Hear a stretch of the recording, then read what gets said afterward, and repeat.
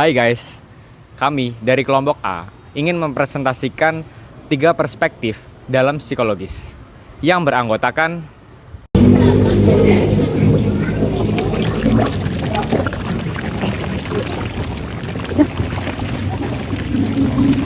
Halo, perkenalkan nama saya Diana Rizky Rahmadani.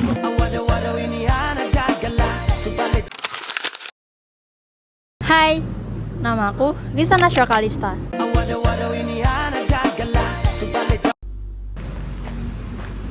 Hai semua, nama aku Aulia Nurlaila Kalsum.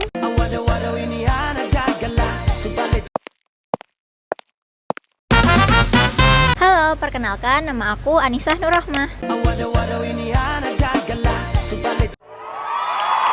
Perkenalkan, nama saya Amar Jihad Sabilillah.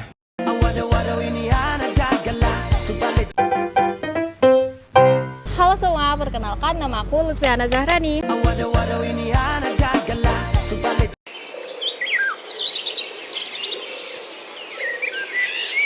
Perkenalkan, nama aku Syakila Nur Syafaat. 3 perspektif yang kami bahas adalah yang pertama, perspektif kognitif. Di sini saya akan menjelaskan tentang perspektif kognitif. Apa sih psikologi kognitif itu? Psikologi kognitif adalah studi tentang proses mental yang menekankan bagaimana seseorang berpikir, mempersepsi, mengingat, memahami bahasa, serta memecahkan masalah dan mengambil keputusan. Fokus utama pada perspektif ini adalah bagaimana kita memproses, menyimpan, dan mengambil informasi. Beberapa tokoh besar dalam perspektif ini, contohnya seperti Albert Bandura dan Jean Piaget. Teori kognitif sosial Bandura menjelaskan bahwa belajar terjadi lewat interaksi personal, perilaku, dan lingkungan. Manusia dapat mengatur hidupnya melalui model resiprokal triadik dan berperilaku sesuai nilai moral.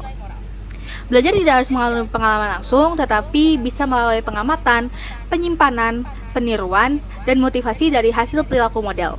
Proses ini terdiri dari 4 tahapan utama. Pertama, fase perhatian, yaitu fokus pada perilaku model yang dipengaruhi oleh karakteristik model itu sendiri. Kedua, fase penyimpanan, di mana informasi hasil pengamatan disimpan dalam ingatan. Ketiga, fase reproduksi, yaitu meniru perilaku yang diamati sesuai dengan kemampuan motorik individu. Terakhir, fase motivasi, yakni dorongan untuk meniru perilaku yang dipengaruhi oleh adanya penguatan positif. Jean Piaget mengembangkan suatu teori bernama teori perkembangan kognitif. Teori ini menjelaskan bagaimana anak-anak membangun pemahaman mereka tentang dunia melalui interaksi dengan lingkungan. Tahap perkembangan kognitif, karya Jean Piaget terdiri dari 4 tahap. Tahap pertama yaitu tahap sensomotorik, di mana anak-anak mengandalkan respon motorik bawaan terhadap para stimulus. Kemudian, preoperasional. Apa sih preoperasional itu? Preoperasional adalah bagaimana anak-anak mengalami perkembangan representasi mental dan penggunaan bahasa. Tahap ketiga bernama tahap konkret operasional. Tahap ini adalah bagaimana anak-anak mampu melakukan mental operations atau operasi mental pada objek fisik di lingkungan mereka. Dan yang terakhir adalah formal operational, di mana anak-anak sudah mampu berpikir abstrak dan hipotesis dalam kehidupan mereka. Dan yang kedua, perspektif biologis. Menurut perspektif biologis atau biopsikologi, perilaku manusia dipengaruhi oleh fungsi biologis seperti otak, sistem saraf, dan hormon. Aktivitas syaraf dan proses biokimia sangat berperan besar dalam pembentukan pola pikir dan perilaku manusia. Lalu, masa remaja ditandai adanya perubahan biologis yang mempengaruhi emosi, kognisi, dan hubungan sosial. Nature yaitu biologis atau genetik, dan nurture yaitu lingkungan. Lalu, otak berfungsi sebagai pusat pengolahan berpikir, ingatan, dan pengambilan keputusan. Jadi, perkembangan otak dalam perspektif biologis itu berkaitan dengan kecerdasan emosional seperti kesadaran diri, kontrol emosi, empati, dan keterampilan sosial. Jadi, kecerdasan emosional yang baik itu membantu individu dalam mengelola stres dan menjalin hubungan sosial yang positif, Sedangkan kecemasan komunikasi interpersonal itu muncul karena kurangnya komunikasi, percaya diri, dan pengalaman komunikasi yang negatif. Jadi, terdapat hubungan negatif antara kecemasan emosional dan kecerdasan komunikasi, yaitu semakin baik pengelolaan emosi, maka semakin rendah kecemasan saat berinteraksi.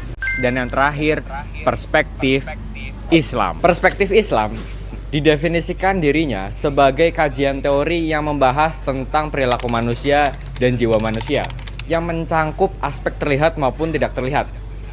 Ini berkaitan dengan kekuasaan dan kemahakuasaan Allah Subhanahu wa Ta'ala.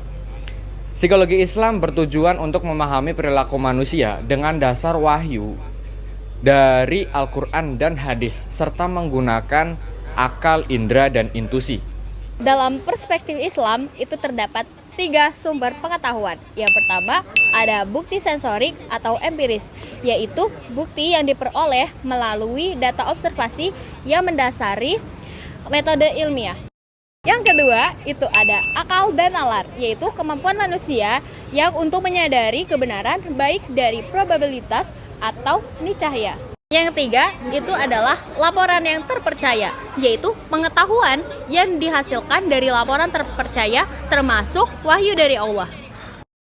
Perspektif Islam menawarkan pendekatan holistik yang mengintegrasikan aspek spiritual dalam memahami dan merawat kesehatan mental.